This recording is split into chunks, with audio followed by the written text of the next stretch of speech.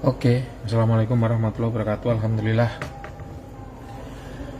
kita live kembali ya. Hari ini hari Minggu, tanggal 10 April 2022. Silahkan lur ya. Sementara belum ada yang join, kita nunggu dulu. Kalau ada yang join silahkan. Kalau ada pertanyaan ya langsung saja diajukan di kolom komentar. Nanti akan Mbah Wira bahas ya secara lebih rinci dan lebih lengkap seperti itu ya. Sambil menunggu sedulur yang lain datang, Mbah Wira sapa dulu ya, yang ada di grup Padepokan.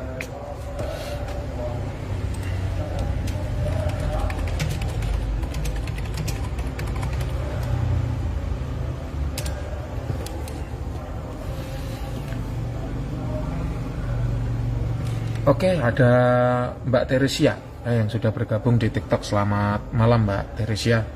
Mbak Wira doakan sehat selalu dan lancar ya, dimudahkan dalam setiap urusan dan bisnisnya. Ini salah satu juragan ya dari Kalimantan. Untuk di FB belum ada yang muncul nampaknya ya. Kita santai dulu sambil menunggu yang hadir ya. Ada siapa ini? Cantik sudah bergabung. Wah, cantik ini siapa ini? Ada Mas Jack ya, Mas Jack Spiro ya, hadir Mbah. Monggo. Silakan Mas Jack ya. Selamat datang, selamat bergabung. Kemudian ada Mas Agung nih dari Malaysia ya, dari negeri jiran ya. Sudah bergabung di Facebook. Selamat datang Mas Agung. Silakan ya sedulur semua, apabila ada pertanyaan boleh langsung diajukan, ketik aja di kolom komentar ya, nanti akan Mbah Wira jawab. Apakah suara Mbah Wira bisa jelas ya, baik di TikTok maupun di FB? Ada Mas Raden Surya. Halo Mas halo juga Mas Raden Surya ya. Jagat Geni, kenapa sih namanya itu kok selalu serem-serem gitu ya? Jagat Geni, kok enggak apa yang namanya yang santai, enggak membuat orang merinding gitu ya. Kemarin ada yang bertanya ya, ini pertanyaan kemarin ya, bahwa Mbah, apakah sama ya antara khodam pengisian hasil konjurasi dengan khodam hasil asma ya. Nah, ini pertanyaan menarik ya, pertanyaan menarik. Oke, ada Mas Raden, jelas Mbah. Oke, terima kasih ya atas responnya. Kalau jelas alhamdulillah, kita akan lanjut. Kemudian ada Mas Rio Renaldi ya, di TikTok sudah bergabung. Terima kasih Mas. Jadi ada pertanyaan menarik ya, bahwa apakah khodam hasil konjurasi itu sama dengan khodam hasil asma? Jawabannya berbeda. Kenapa kok berbeda? Karena begini ya lur ya. Untuk khodam hasil asma ya, ini Mbah Wira menjelaskan dengan kapasitas sebagai pengguna ilmu ya. Mbah Wira sebagai pengguna ilmu konjurasi, juga sebagai pengguna ilmu asma, karena dua-duanya Mbah Wira tahu, pernah menggunakan ya, dan paham kelebihan dan kekurangan masing-masing. Jadi begini, kalau ilmu konjurasi ya, itu lebih menekankan pada komunikasi antara praktisi yang meritual dengan jin yang akan dijadikan khodam ya. Jadi menekankan pada komunikasi, kita berkomunikasi dengan baik ya, berkomunikasi dari hati ke hati. Jadi jin itu ditanya gitu, wahai jin gitu kan, misalnya sedang mencari tuah kerejekian gitu kan. Wahai jin, dari karakter energimu kamu memiliki tuah kerejekian, atau kamu memiliki spesial skill di kerejekian. Apakah kamu mau mendampingi si fulan? Kayak gitu. Nanti kalau dia bilang mau gitu ya, oke, apakah ketika kamu nanti mendampingi dia kamu minta imbalan? Misalnya, oh iya minta tiap malam minggu harus dibakarkan dupa misalnya. Nah itu kita nego. Kalau misalnya tidak dibakarkan dupa bagaimana? Oh nggak mau, saya nggak mau. Kenapa? Karena itu adalah upah ya bagi saya untuk membantu si fulan ini tadi. Oh, tapi saya nyarinya yang nggak minta upah nih. Gimana? Kamu mau nggak? Nah, gitu. Jadi ada komunikasi semacam itu. Ada tawar menawar, ada perjanjian kontrak, ada kesepakatan yang disepakati bersama antara khodam dengan praktisinya. Sehingga khodam yang didampingkan itu benar-benar jodoh gitu loh, tanpa dampak negatif ya, dan bisa tuah kencang sejak hari pertama dimiliki kayak gitu ya. Itu caranya begitu itu. Jadi ada kesepakatan-kesepakatan yang dibuat, dan itu yang paham adalah praktisinya ya. Kalau bukan praktisinya nggak paham.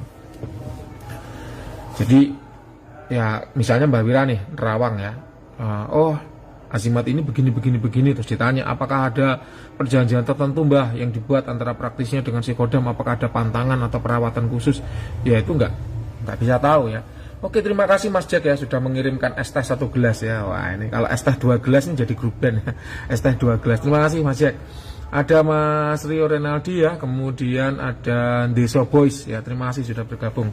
Kemudian ada Mas Raffi Ahmad ya, Rofi Ahmad di FB ya, dan Mas Alif Samlan ya, selamat datang, selamat bergabung. Jadi begitu ya Lur ya, konjurasi itu menekankan komunikasi ya, menekankan komunikasi. Itulah kenapa kodam-kodam hasil konjurasi Mbah Wira ya, saya bilangnya Mbah Wira ya, bukan bilang di hasil konjurasi orang lain ya, saya bilangnya Mbah Wira. Itulah kenapa kodam-kodam hasil konjurasi Mbah Wira cepet-cepet tuahnya ya. Hari pertama itu udah kencang. Dan ini banyak testimoninya. Hari ini pun Mbah Wira dapat testimoni dari salah satu pemahar ya, yang promo ya, kalau sedulur semua mengikuti Shopee-nya Mbah Wira ada promo di situ 777.000 ya, murah sekali, hanya 777.000, di mana biasanya Mbah Wira azimat termurahnya adalah 4 juta. Ini Mbah Wira launching 777.000, hanya 777.000 saja, dan itu ternyata tidak mengurangi esensi kecepatan tuahnya, tetap sama tuah kencang sejak hari pertama dimiliki, dan ada testimoninya. Nanti akan Mbah Wira pasang di YouTube ya. Jadi hasil live ini akan Mbah Wira download untuk suaranya, kemudian Mbah Wira pasang testimoninya, biar Anda tahu bahwa oh ya ternyata walaupun promo gitu kan, azimat Mbah Wira tetap tuah kencang sejak hari pertama dimiliki, karena itu ciri khas ya. Mbah Wira sudah memproklamirkan gitu kan, bahwa harus tuah kencang sejak hari pertama dimiliki, serta semua azimat buatan Mbah Wira anti ribet, anti ruwet ya, tanpa pantangan, tanpa perawatan, semua harus tetap tuah kencang sejak hari pertama dimiliki. Jadi itu hasil konjurasi itu begitu. Nah, lalu apa bedanya dengan hasil asma gitu kan? Oke, sebelum Mbah Wira jelaskan, Mbah Wira sapa dulu yang sudah hadir ya. Mas Jack mengirimkan es krim ya. Terima kasih Mas Jack ya. Kemudian ada Pace Ivanah ya bergabung, oke, selamat datang. Kemudian di FB ada siapa ini? Mas Ton ya, ada Mas Ton. Terima kasih Mas Ton, selamat datang. Ada Alif Samlan ya, assalamualaikum. Waalaikumsalam, dari Malaysia izin bergabung, silakan Pak Ci ya, selamat bergabung, selamat menikmati. Kita akan terus ya rutin live setiap jam 20.00 WIB ya, insya Allah doakan semoga bisa istiqomah. Kemudian ada Mas Ton ya, hadir Gubes, monggo Mas Ton ya, selamat menikmati, selamat menyimak. Ada Muhammad Rusyidin ya, selamat menikmati. Kemudian ada Mas Pace ya, Pace Ivanah ya, silakan selamat menikmati. Ada Mas Umar ya, Mas Umar apa ini? Mbah suaranya kok putus-putus ya. Wah ini kalau suaranya putus-putus, coba Mbah Wira cek dulu untuk koneksi internet aman ya. Oke, nanti akan Mbah Wira perbaiki ya, akan ada admin yang memperbaiki, semoga nanti suaranya menjadi lancar. Ada Gus Riza dari Jombang ya, selamat datang, selamat bergabung Gus Riza. Selamat datang, selamat bergabung, selamat menyimak ya. Jadi lalu apa bedanya ya, kita kembali ke tema, lalu apa bedanya dengan khodam hasil pengasmaan ya. Jadi kalau khodam hasil pengasmaan itu begini loh, ilmu asma itu tidak mempertimbangkan komunikasi aktif 2 arah antara peritual dengan jin yang akan disandingkan dengan manusia. Karena kalau ilmu asma itu hanya begini biasanya bunyinya, untuk mendapatkan wasilah dari khodam kerejekian, maka bacalah asma ini sekian ratus kali, kayak gitu. Untuk mendapatkan wasilah keselamatan, maka bacalah asma ini sekian ratus kali, kemudian tiupkan kepada bendanya. Untuk mendapatkan wasilah misalnya kepekaan batin, mengirimkan mimpi misalnya, maka bacalah asma ini sekian ratus kali sambil membaca sambil memakai baju putih dan membakar bukhur maghribi misalnya, atau sambil membakar luban ahmar misalnya, kayak gitu. Jadi tidak ada komunikasi aktif 2 arah antara si peritual dengan si khodam yang akan diritual, itu tidak ada. Itulah kenapa si peritual seringkali tidak paham ya. Oh, apakah jin ini punya dampak negatif atau tidak? Oh, apakah jin ini minta dikasih sesajen apa tidak? Oh, apakah jin ini ada pantangannya apa tidak? Misalnya dia pantangannya tidak mau dibawa ke WC misalnya, karena seringkali kan kalau kita pakai cincin gitu ya, kita kencing ribet ya kalau harus ngelepas apa namanya cincin, harus ngelepas kalung ya. Seringkali kalau dilepas ditaruh kemudian ketinggalan. Nah kayak gitu itu akhirnya orang seringkali males gitu loh ribet seperti itu. Nah hal-hal yang semacam itu tidak terlihat pada kodam hasil pengasmaan karena memang tidak ada komunikasi aktif. Si peritual hanya mengasma sekian kali, kemudian benda yang semula kosong jadi berkodam. Hanya seperti itu saja. Oke, sebelum kita lanjut ada Mas Jack ya. Suaranya lancar kok Mbak. Alhamdulillah kalau suaranya lancar. Mungkin suara penerima. Oke, mungkin wifi atau sinyal di penerima yang putus-putus ya. Ini di sini semua aman. Kemudian di TikTok juga aman. Ya ini Mbak Wira pakai ini sound ya dari Mas Jack ya. Wah ini suaranya jadi empuk ya, menul-menul kayak kue tar ya. Terima kasih Mas Jack ya atas ini sound yang diberikan ya kepada Mbak Wira ya. Ini jadi bermanfaat bagi banyak orang ya. Oke, kemudian ada apa ini? Kaleng kerupuk ya mengirimkan mawar. Terima kasih ya. Oke, hadir Mbah ya. Selamat datang Mas Kaleng kerupuk. Ini kaleng kerupuk ini biasanya kaleng kongguan, ketika dibuka isinya rengginang ya. Oke. Kemudian Mas Agung sudah bergabung ya. Gus Riza hadir Mbah. Monggo Gus Riza ya dari Jombang. Kemudian ada Mas Tereis ya. Hadir Mbah, kapan promo Trawangan lagi? Untuk Trawangan Mbak Wira jawab bahwa sementara ini Mbak Wira belum bisa promo ya karena memang kesibukan yang luar biasa. Ini kalau PNS pasti paham. Kalau sekarang ini sedang ada evaluasi sakit dan RB, itu yang melaksanakan adalah Kemenpan RB ya. Sehingga Mbak Wira belum bisa melakukan promo untuk Trawangan karena promo Trawangan itu pasti membludak pesertanya dan Mbak Wira harus meluangkan banyak waktu untuk melayani pemahar. Jadi sementara promonya azimat dulu ya di Shopee ya, di Shopee, di Tokopedia belum ada karena memang hanya ada di Shopee. Mas Kaleng kerupuk terima kasih telah mengirimkan mawar ya. Ada Agung ya juga mengirimkan mawar. Ya, wah terima kasih banyak ini ya, banyak hadiah dari teman-teman di TikTok ya. Kemudian ada Grace ya, Mbak hadir Mbah, silahkan Mas Grace. Kemudian ada Mas Raden ya, Mbah bisa cek apa ini tarbi saya soalnya baru konjur tadi, minta nomor WA-nya. Nomor WA Mbah Wira tidak pernah berubah, di setiap postingan ada. Ya, di setiap postingan ada nomor Mbah Wira, yaitu 08533 4 kali 442 ya. Mbah kecepatan Mbah, silahkan buka postingan Mbah Wira. Di setiap postingan ada nomor Mbah Wira. Tinggal diklik aja www.jejakmistis.com, di situ udah ada nomor WA, kemudian nomor WA resmi ya, kemudian YouTube resmi, IG resmi, FB resmi, ada semua di situ. Oke ya lor ya. 0853304 kali 442 dan pastikan hanya mentransfer uang ya.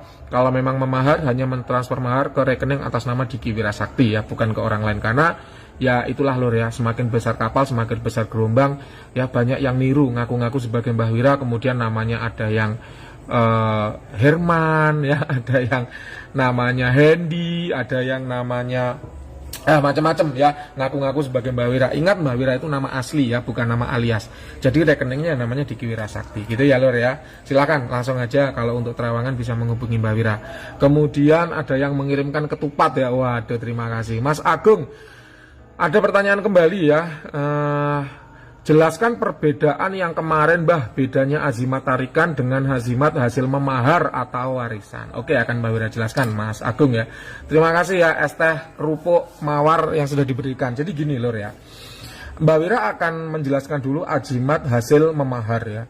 Kalau azimat hasil memahar di Mbah Wira tidak akan bilang hasil memahar di tempat lain ya. Nanti kalau Mbah Wira ngomongin hasil memahar di tempat lain nanti jadinya gibah ya, khawatirnya beritanya dipelintir kemudian dibilang Mbah Wira menjelek-jelekkan produk orang lain ya. Mohon maaf, jadi kalau hasil memahar di tempat orang lain Mbah Wira no comment ya. Ini bener-bener Mbah Wira pegang teguh karena khawatir ya, Mbah Wira ini nggak pernah ngejelekin orang aja dibilang wah ini metode marketing lama nih, ngejelekin orang lain supaya produk sendiri laku terjual ya. Mohon maaf, Mbah Wira tidak menggunakan trik marketing seperti itu ya. Jadi hasil memahar di Mbah Wira akan Mbah Wira cek dulu siapa si pemaharnya, bagaimana ukuran tubuhnya ya, kelebihannya apa, kekurangannya apa, masalahnya apa.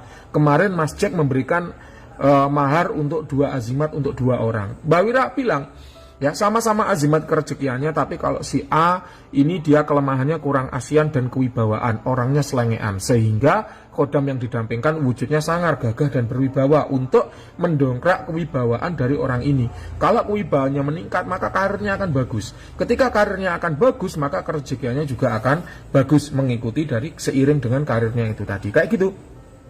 Sedangkan untuk yang si B ini udah bagus, usahanya semua udah bagus. Asianya bagus, kewibawanya bagus, usaha kerasnya bagus, usaha nyatanya bagus, ya. Tapi memang dia kurang hoki aja, sering apes. Mungkin ya dia ada hal yang kurang dia lakukan sehingga membuat dirinya itu selalu apes, senantiasa apes. Ya, oleh karenanya kodam yang diberikan itu jin emas waktu itu. Jin emas itu menambah hoki dan meningkatkan tuah kerezekian hanya khusus di kerezekian saja, bukan pengasihan, bukan kewibawaan. Meskipun ada dampaknya. Jin emas itu karakter energinya panas. Biasanya orang yang memahar jin emas itu badannya panas di hari-hari pertama. Nah gitu, jadi tahu kita ukuran persisnya. Ibarat orang menjahit, maka Anda pasang langsung ke penjahitnya, ke tailernya. Sehingga diukur nih, oh bahu Anda sekian senti, lengan Anda sekian senti, diameternya sekian, perutnya sekian, dadanya sekian, sehingga kalau jadi baju ukurannya sekian, pas dengan si pemesan itu tadi. Itu kalau azimat hasil memahar. Sedangkan kalau azimat hasil tarikan alam, itu ibaratnya kita dapat dapat beli ya, atau dapat dikasih baju jadi ya, atau beli di pasar baju jadi ya. Itu bisa jodoh, bisa enggak. Kalau jodoh ya alhamdulillah, baju dipakai bisa pas. Ibarat celana jeans beli di pasar ya, perutnya pas, mungkin kakinya kepanjangan dikit, enggak apa-apa, bisa dipermak.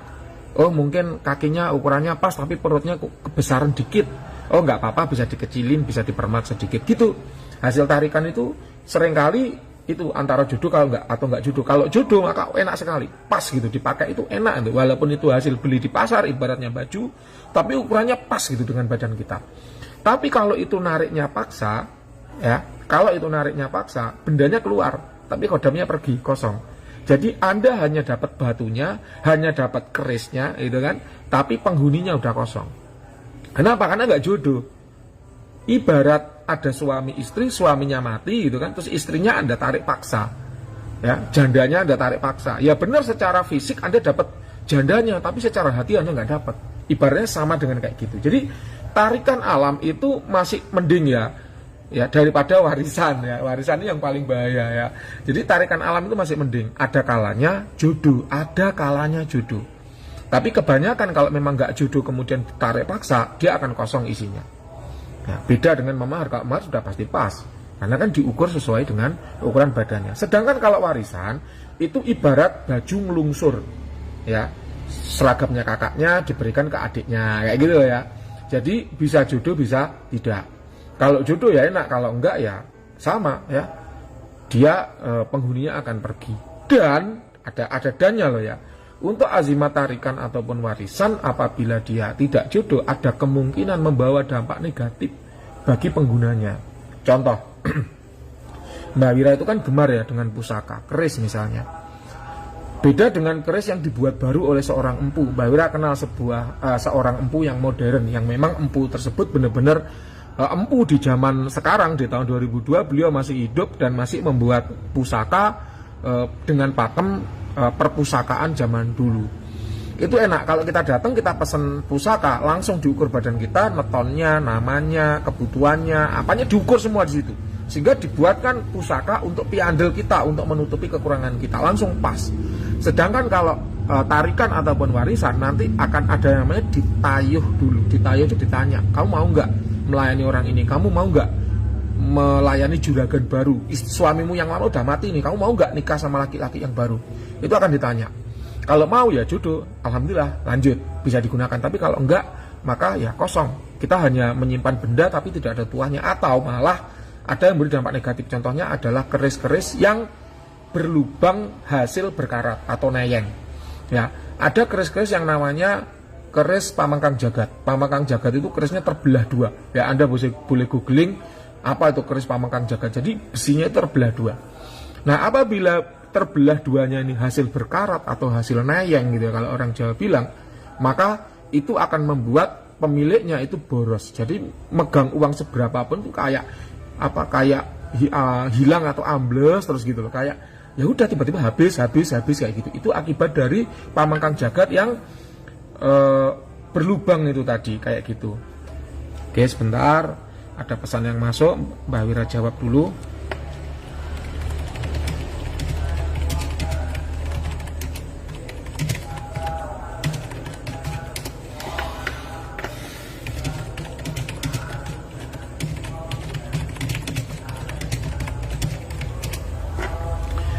Jadi Pamangkang Jagat yang timbul akibat neyeng atau akibat berkarat itu akan membuat kondisi keuangan dari pemiliknya itu kacau balau.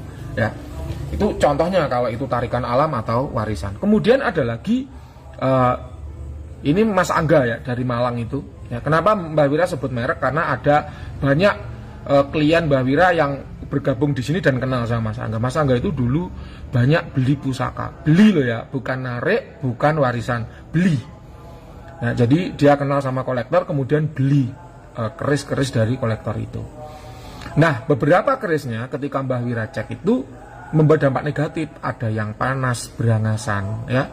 Ada juga yang membuat santai. Membuat santai itu gini, melupakan sisi duniawi dan lebih mengejar sisi spiritual akhirat. Padahal klien Mbah Wira ini yang namanya Mas Angga ini masih muda. Usianya itu baru 30 tahun. Ya kalau usianya udah 60 tahun nggak apa-apa meninggalkan sisi duniawi dan lebih mengejar ke sisi spiritual, nggak apa-apa. Tapi kalau usianya masih 30 tahun, rumah belum punya, mobil belum punya, naik haji juga belum, anaknya masih kecil-kecil ya, kemudian sudah melupakan sisi duniawi dan lebih mengejar sisi spiritual, ya cilaka toh. Gimana anak istrinya mau dikasih makan apa kan gitu. Jadi ada pusaka-pusaka yang malah memperburuk kondisi seseorang karena hakikat dari pusaka, nah ini Mbah Wira jelaskan, ini pamungkasnya ya. Hakikat dari pusaka itu adalah, atau azimat ya sama aja, itu adalah piandel. Piandel itu berasal dari kata kandel. Kandel itu artinya menebalkan. Apa yang ditebalkan? Yang ditebalkan adalah kekurangan kita. Misal, ada Mbah Wira. Mbah Wira ini jelek secara fisik, tapi duitnya banyak, secara jabatan bagus, karirnya bagus. Nah, Mbah Wira karir bagus, kerezekian bagus. Asiannya bagus, tahtanya bagus, hartanya bagus, tahtanya bagus, tapi wanitanya jelek. Kan laki-laki itu yang dikejar kan harta, tahta, wanita kan gitu. Hartanya bagus, duitnya banyak Mbah Wira nih. Tahtanya bagus, jabatan punya, tapi wanitanya jelek. Kenapa? Karena Mbah Wira secara fisik biasa aja. Maka piandelnya Mbah Wira bukan mengejar di harta, bukan piandel di tahta, tapi piandel di wanita, asihan dan kewibawaan yang dipakai oleh Mbah Wira. Gitu. Ken Arok itu sakti mandraguna, ganteng, gagah, ya. Tapi dia tahta nggak punya. Nah, dia pengen merebut tahta untuk mendapatkan Kendedes, wanita kan gitu. Nah, maka piandelnya Ken Arok apa ya? Untuk kesaktian, untuk bertarung, untuk bertempur, untuk merebut tahta. Nah, begitu dapat tahta, maka ada pengasihan di situ untuk mendapatkan wanita. Nah, gitu loh lor ya. Jadi piandel itu menutupi sifat seseorang dan itu sifatnya adalah spesifik. Si A beda kekurangannya dengan si B. Kalau pusaka itu untuk si A, ya nggak bisa dipakai untuk si B karena spesifik tadi baju. Si A perutnya jemblis, perutnya besar, maka dibuatlah baju yang bagian perutnya longgar. Si B perutnya kurus, ya perutnya kurus, tapi dadanya bidang, ya karena dia binaraga misalnya. Maka bajunya si A kalau dipakai si B, dadanya sobek. Bajunya si B kalau dipakai si A, perutnya meledah itu apa ya? Nggak bisa dikancingkan kan gitu. Ya, jadi pusaka adalah piandel, itulah kenapa sifatnya spesifik, nggak bisa diwariskan, nggak bisa diturunkan, nggak bisa kita narik asal. Ya memang secara gaya-gayaan kita dapat pusaka, tapi secara fungsi atau secara esoterisnya kita nggak akan dapat. Semoga menjawab ya Mas Agung ya. Oke, kemudian ada Mas Jack ya, Mbah apakah bisa ya punya saya dipindah menjadi satu vessel atau satu liontin, sedangkan azimat saya bolo sewu dan kelas promo? Jawabannya, kalau ngomongin bisa, maka bisa-bisa saja. Apa sih yang nggak bisa di dunia ini kan gitu. Tapi gini Mas Jack ya, perlu Anda tahu bahwa Khodam itu punya karakter. Ada yang karakternya panas, seperti jin emas, Om Yang, itu karakternya panas. Ada yang karakternya dingin, Buto, jin sila, itu dingin. Ya, Om Yang Jinde itu panas. Kemudian siluman ular itu dingin. Apalagi siluman banteng itu panas karakter energinya, burung itu dingin ya. Nah, kalau azimat-azimat itu dijadikan satu dipaksa, maka akan ada energi yang tidak sebanding, atau energi yang tidak searah, atau energi yang tidak searus. Nah, itulah yang membuat ketika nanti dipakai tuahnya itu nggak akan maksimal. Ibarat kita nyampurkan es teh dengan bakso. Beda lagi kalau kita nyampurkan es teh dengan es campur, sama-sama dingin, enak kan gitu. Bakso dengan soto, enak ya. Tapi kalau bakso dengan es campur nggak enak. Kenapa? Karena karakter energinya udah berbeda. Itulah kenapa Mbak Wira nggak suka Salome ya. Satu vessel rame-rame itu nggak suka. Sukanya apa? Ya dipisah-pisah. Kalau yang karakternya panas ya biarlah dengan yang panas, karakternya dingin ya biarlah dengan dingin. Boleh itu dijadikan satu di dompet ya. Tapi kalau kodamnya dipindah menjadi satu benda, nah itu yang Mbak Wira mikir-mikir dulu, karena ada yang bisa, ada yang tidak. Ya, kayak gitu ya jawabannya ya. Bahkan azimat dari Mbak Wira ini bentuknya emas kecil-kecil. Boleh nggak emas kecil-kecil ini dipotong, digunting, kemudian emasnya dimasukkan ke dalam satu liontin? Itu boleh, nggak masalah. Karena anti ribet, anti ruwet. Tapi kalau kodam dari satu benda dipindah ke benda yang lain, biar hanya jadi satu benda, nggak ribet bawa macam-macam, maka itu yang dilihat-lihat dulu. Ada yang bisa, ada yang tidak. Itulah kenapa Mbak Wira menggunakan emas. Karena apa? Kecil, cukup disimpan, diselempit nih di dompet, selesai. Ya, pertimbangannya adalah itu tadi, supaya praktis, ringkes, bawa banyak azimat, tapi tidak kelihatan mata. Gitu ya Mas Jack ya. Kemudian ada pertanyaan ya dari Kaleng Kerupuk. Mbah Guru minta penjelasan untuk mimpi astral itu seperti bagaimana. Mudahnya mimpi astral itu adalah seperti wedar sukmo atau astral projection. Misalnya kita mimpi, di dalam mimpi itu kita melihat tubuh kita sendiri. Jadi seolah-olah kita itu melayang di atas tubuh kita yang sedang tidur. Nah itu udah mimpi astral. Kemudian tubuh kita yang melayang itu seperti masuk ke dimensi tertentu, seperti masuk ke perkampungan. Perkampungan itu cerah sekali, banyak cahaya, terang benderang. Atau malah perkampungan itu gelap, banyak pohon-pohon besar, isinya seram-seram. Nah itu mimpi astral.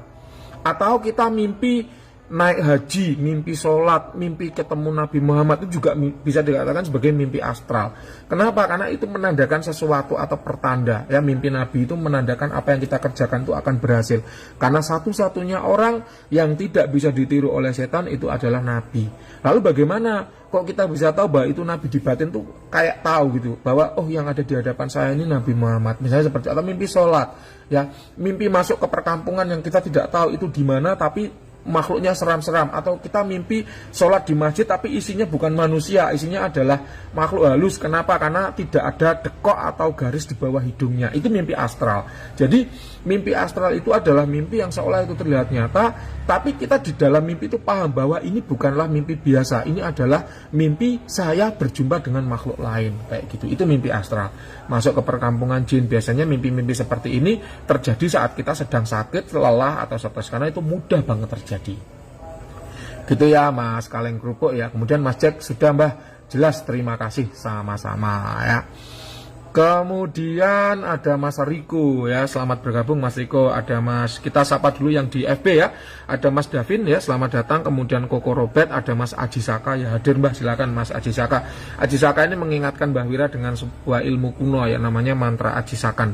Apa itu mantra Aji Sakan? Mantra Aji Sakan adalah sebuah mantra yang fungsinya untuk melipat gandakan energi atau power dari mantra Aji Coroko Sungsang ya. Menarik, itu menarik. Kapan-kapan akan kita bahas ya.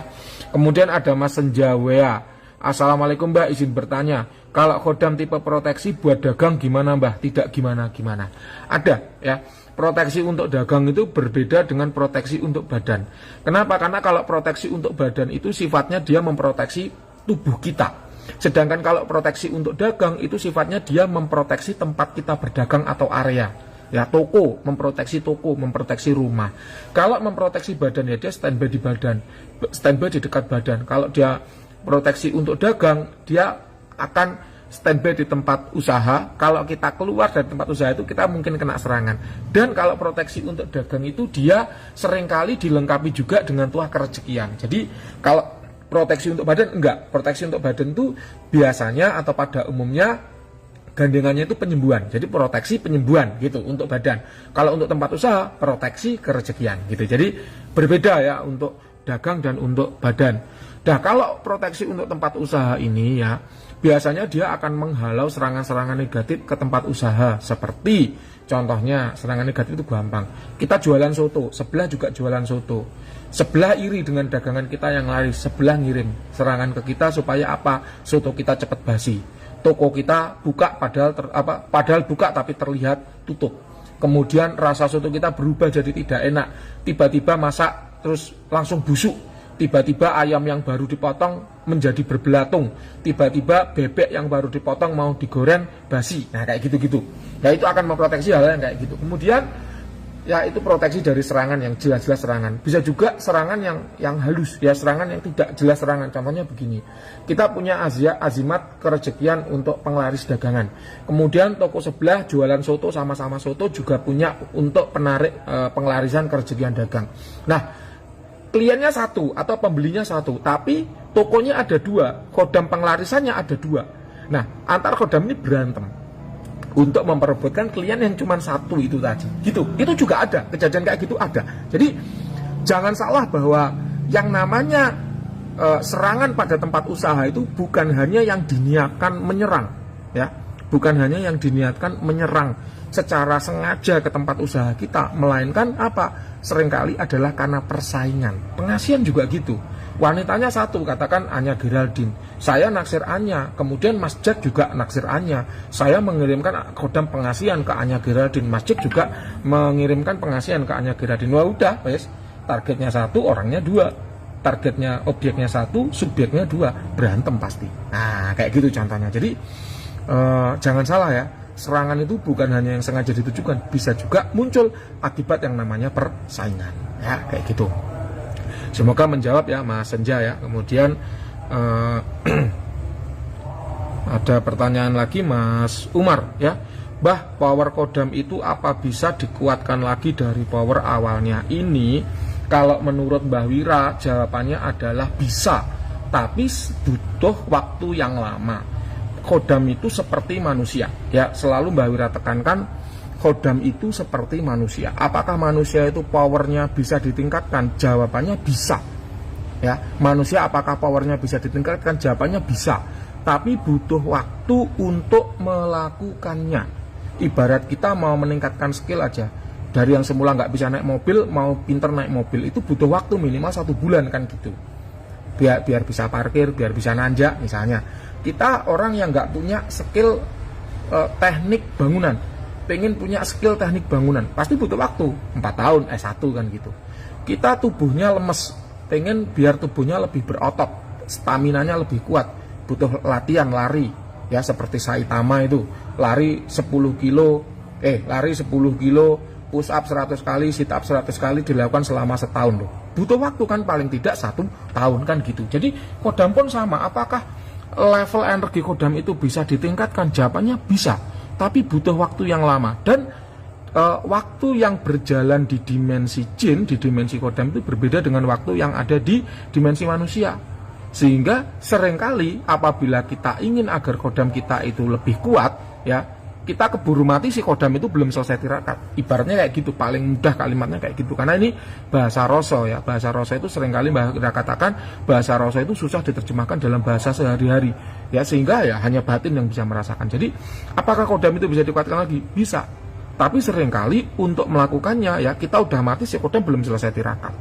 Ya itulah kenapa Mbah Wira langsung aja sekakmat ambil jalan pintas. Mbah Wira jawab tidak bisa. Kalau levelnya udah 9,2 ya sudah 9,2. Kalau levelnya 9,8 ya sudah 9,8. Kayak gitu ya. Penjelasan panjangnya seperti itu. Ya semoga menjawab. Kemudian Mas Jack banyak mengirimkan hadiah nih. Alhamdulillah, terima kasih Mas Jack ya. Semoga rezekinya banyak ya. Sukses selalu usahanya. Kemudian ada pertanyaan lagi dari Mas Alif Samlan. Pertanyaan, sekiranya kita belajar ilmu-ilmu hikmah, apa kesannya pada reaksi kodam-kodam? Kesannya ya biasa saja, ada yang suka, ada yang tidak suka ya. Karena kodam itu pun juga dia bermacam-macam ya. Ingat, khodam itu seperti manusia. Ketika manusia melihat seseorang berhasil belajar ilmu hikmah, responnya juga bermacam-macam. Ada yang mendukung, ada yang suka, ada yang tidak suka, ada yang iri, ada yang pengen bisa juga, ada yang nggak suka karena kita belajar ilmu hikmah, sukanya malah belajar ilmu yang sesat kayak gitu. Jadi macam-macam responnya, ya. Kemudian ada Aji Saka, Mbah Wira, saya mau tanya energi khodam kerejekian yang kuat itu seperti apa? Maksudnya gimana? Energi khodam kerejekian yang kuat itu seperti apa? Ini saya belum jelas. Nanti tolong diketik ya, maksudnya seperti apa ya. Energi khodam kerejekian, kita tidak bilang ras ya. Mbah Wira, khodam yang kuat itu dari ras apa? Ya semua ras bisa berpotensi kuat dan semua ras bisa berpotensi tidak kuat. Maksudnya begini, kalau kita bicara ras itu kan seperti kita bilang, oh saya dari suku Jawa. Suku Jawa ada nggak yang kuat? Ada. Yang lemah? Ada juga kan gitu. Saya dari suku Madura misalnya. Madura yang kuat? Ada. Yang beringas? Ada. Yang galak? Ada. Yang lemah lembut? Ada juga kan gitu. Saya berasal dari Medan. Orang Medan galak-galak, teriaknya kencang-kencang. Ada. Orang Medan yang lemah lembut? Ada juga. Orang Medan yang lemah welas asih? Ada juga gitu ya. Jadi kita tidak bicara ras ya di sini. Karena seperti itu kalau bicara ada yang kuat, ada yang lemah. Kita bicara macan aja, macan tuh ada juga yang kuat, ada yang lemah, ada yang tua, ada yang muda. Macan yang usianya 7.000 tahun ada, macan yang usianya baru 700 tahun juga ada. Namanya anak macan kan gitu ya. Oke. Kemudian ada pertanyaan dari Raden Suryo, Mbah, kenapa khodam pocong itu energinya ngeri dan saya pernah diserang pocongan. Khodam pocong, saya belum pernah lihat khodam pocong ya. Mbah Wira pernah meritualkan tapi gagal. Kenapa? Karena pocong itu berbeda ya, pocong itu berbeda. Sepemahaman Mbah Wira, ini entah loh ya kalau orang lain ya, Mbah Wira no comment ya kalau orang lain punya teori sendiri, punya ilmu sendiri silakan. Ini kalau menurut Mbah Wira ya, sekali lagi saya katakan ini menurut Mbah Wira, pocong itu adalah entitas khusus karena dia muncul ketika ada yang menginginkan kematian ya. Pocong itu muncul atas dua hal. Yang pertama adalah ketika ada kumpulan energi negatif ya dalam jangka waktu yang lama di tempat tertentu.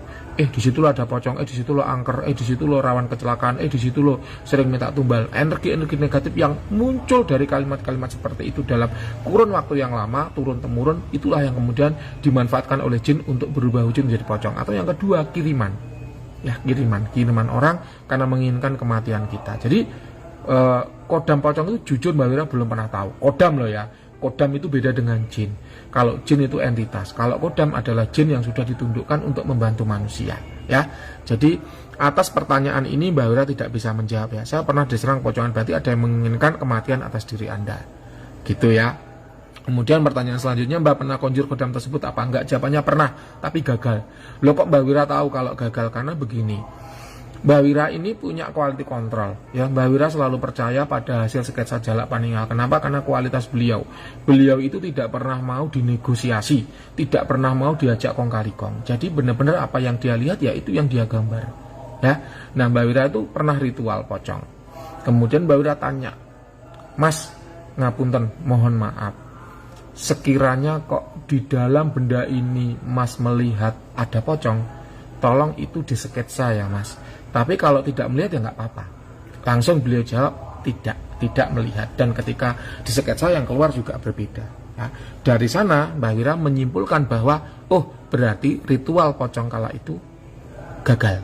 Ya gitu ya. Karena praktisi ini jarang loh ada yang mau menyadari bahwa dia gagal. Seringkali merasa, wah tenang aja, itu sudah mbah kunci sukmanya, sudah mbah tarik sukmanya, sudah mbah bunuh secara sukma. Seringkali kan kayak gitu. Padahal yang digitukan biasa-biasa aja, sehat walafiat, nggak ngapa-ngapain. Itu penyakit dari praktisi itu seringkali seperti itu. Nah, oleh karena itu Mbah Wira belajar bahwa menjadi praktisi tidak menang sendiri, menjadi praktisi tidak mau seenaknya sendiri. Karena sebagai praktisi kita juga manusia. Yang namanya kodratnya manusia bisa gagal, ritual bisa gagal, nyerang orang bisa gagal, nyembuhkan orang bisa gagal. Punya kehendak ini bisa gagal. Kenapa? Karena yang maha berkehendak hanya Tuhan, hanya Allah Subhanahu wa Ta'ala. Itu ya, itulah kenapa Mbak Wira kalau disketsa oleh Mas Jalak nggak pernah ngeyel.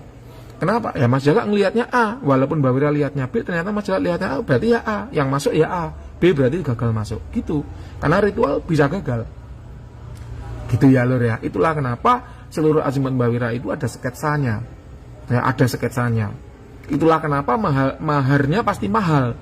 Karena sketsanya ini juga mahal. Anda boleh tanya berapa harga satu sketsa, itu 500.000 satu sketsa. Sehingga kalau orang minta, Mbak ada nggak azimat yang harganya 100.000? Ya nggak ada, jelas sketsanya aja segitu kok, belum ubur rampenya, belum emasnya, ya.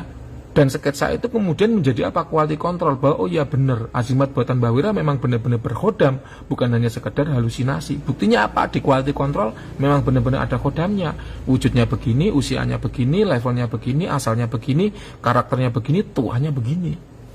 Jadi orang beli itu jelas gitu loh. Oh iya, yang saya beli itu benar-benar ada khodamnya, bukan hanya sekedar benda yang kosong dijual kayak gitu. Nah itulah kenapa, ya itulah kenapa kalau ada yang tanya ke Mbah Wira, Mbah azimatmu itu beneran berkhodam, bukan benda kosong dijual, pasti Mbah Wira bilang itu kosong mas, nggak usah dibeli. Kalau Anda nggak percaya, lihat postingan terakhir Mbah Wira hari ini, lihat itu ada yang komentar begitu, Mbah itu beneran ada isinya apa belum diritual? Mbah Wira jawab itu kosong, jangan dibeli. Kenapa? Karena bendanya udah Mbah Wira tunjukkan kok. Kalau Anda pengen tahu itu kosong apa tidak, sketsakan aja ke orang. Jangan bilang Mbah Wira, sketsakan aja ke orang diem-diem. Anda akan tahu apakah benda yang dijual oleh Mbah Wira itu kosong atau berkhodam. Gitu loh. Ya. Pemahar juga begitu. Kapan hari ada pemahar, ya masih anak-anak, pola pikirnya anak-anak kalau Mbah Wira bilang. Ya usianya udah 20 lebih, tapi pola pikirnya masih anak-anak. Ngeyel ketika Mbah Wira bilang, Mbah emas ini kosong, kata dukun lain kosong. Loh, bagaimana bisa kosong? Wong sketsanya ada kok. Ya. Terus Mbah Wira bilang, ini ada khodamnya mas, sudah disketsa, sudah di quality control, makanya Mbah Wira berani menjual. Karena kalau kosong Mbah Wira nggak akan berani menjual. Dia masih ngeyel, katanya orang kosong. Ya sudah, ini azimat Mbah Wira, azimat dari Mbah Wira. Kok Anda lebih percaya ke orang? Lah Anda memang beli di Mbah Wira apa beli di orang? Kan kayak gitu. Nah akhirnya ruwet dinasehati susah, dikasih tahu baik-baik malah marah-marah, akhirnya uangnya Mbah Wira kembalikan utuh. Nih uangmu Mbah Wira kembalikan, udah nggak usah ribet, beli aja di orang lain yang kamu percaya. Gitu. Mbah Wira ini kalau masalah uang udah nggak pernah perhitungan. Ya, kalau memang ribet ruwet nggak usah memahar, nggak apa-apa.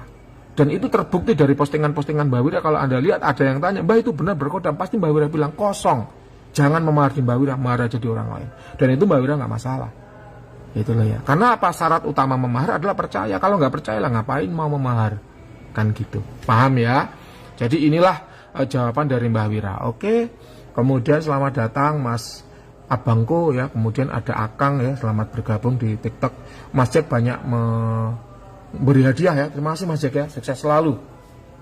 Oke, kemudian ada Grace Teknik ya. Mbah Wira, wesi aji cacing kanil dan wesi aji kembang suruh itu apa bedanya? Kalau kembang suruh Mbah Wira belum pernah tahu. Ya ini terus terang aja, kalau nggak tahu ngapain kemeroh kan gitu. Ya Mbah Wira kalau nggak tahu pasti bilang nggak tahu ya. Untuk wesi aji kembang suruh Mbah Wira tidak tahu ya. Tapi kalau cacing kanil Mbah Wira tahu. Bentuknya kan seperti cacing tuh. Ya panjangnya mungkin 1 jengkal ya. Dia termasuk dalam jimatan. Bentuknya adalah besi. Kecil seukuran cacing ya. Ada yang lurus, ada yang berkelok ya. Cacing kanil juga menjadi pusaka dari presiden pertama kita ya, Insinyur Soekarno, yang kemudian dimasukkan ke dalam tongkat komando yang selalu beliau bawa kemana-mana ya. Jadi cacing kanil itu ya rata-rata atau pada umumnya bertuah kewibawaan dan kejayaan karir ya, rata-rata atau pada umumnya begitu. Sedangkan kalau untuk wesi aji kembang suruh Mbah Wira tidak tahu karena memang belum pernah tahu. Mungkin suatu saat ketika Mbah Wira punya pengalaman tentang wesi aji kembang suruh akan Mbah Wira bahas ya. Oke, sekiranya itu dulu ya live untuk malam ini. Kita akan live lagi besok ya di jam yang sama, jam 20.00 WIB. Ya, silahkan kalau Anda punya pertanyaan-pertanyaan yang ingin Mbah Wira jawab, bisa besok jam 20 kita akan live lagi, boleh Anda tanyakan. Mbah, kok cepet banget jam 9 udah ditutup? Ya, karena di WA udah banyak banget yang menunggu untuk dibales. Ya, terima kasih sedulur semua ya. Ada kurang lebihnya Mbah Wira mohon maaf. Apabila ada perkataan yang kurang berkenan, Mbah Wira mohon maaf. Apabila ada penjelasan dari Mbah Wira yang bermanfaat, yang positif, silahkan dipakai. Kalau ada yang negatif, ditinggalkan saja, tidak usah didengarkan. Terima kasih kepada Mas Jack yang telah menjadi sponsor utama pada live ya malam ini, karena telah memberikan seperangkat alat rekaman serta banyak hadiah di TikTok ya. Sukses selalu. Oke, sekian dulu ya untuk live malam ini. Sampai jumpa esok hari. Assalamualaikum warahmatullahi wabarakatuh.